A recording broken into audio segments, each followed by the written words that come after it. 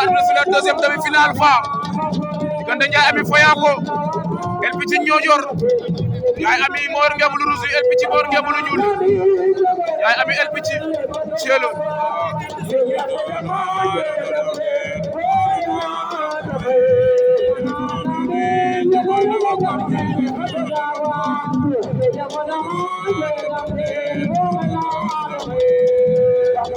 Lami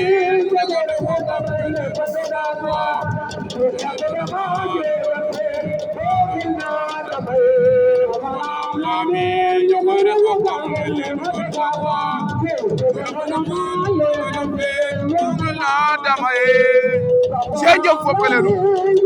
aja di bege wa Fayako li ko war ndeysaan wa Niodior ak li ko war ñoom itam kontaane leen képp kuy bege Ndiaye Ami maa ngi lay kontaane képp kuy bege El Pichi maa ngi lay bege Thielo aja Assane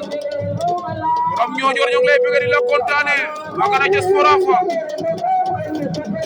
aja to ko bu batidi to Seegu Jaare kontaane leen de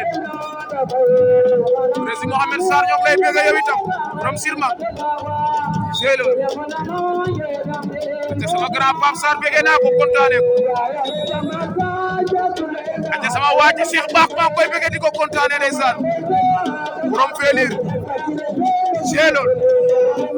la mak la bu labo Aliou Niass wala Aliou Sadj maa ngi lay kontaane foofa ca Foundiougne di leen bege di leen kontaane ate ñoom Madou Sarr borom Moundé TV bege naa ko Thielo Ndiaye Ami El Pichi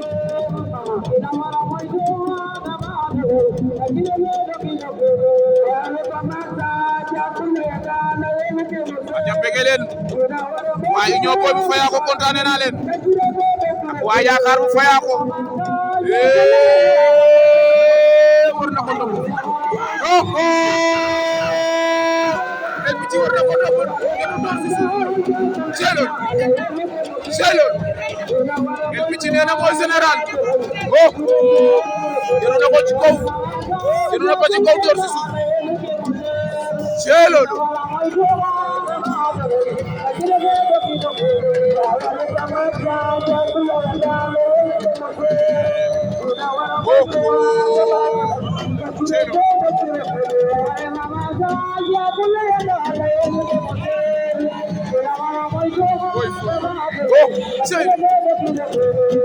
l'ambiance rangi noonu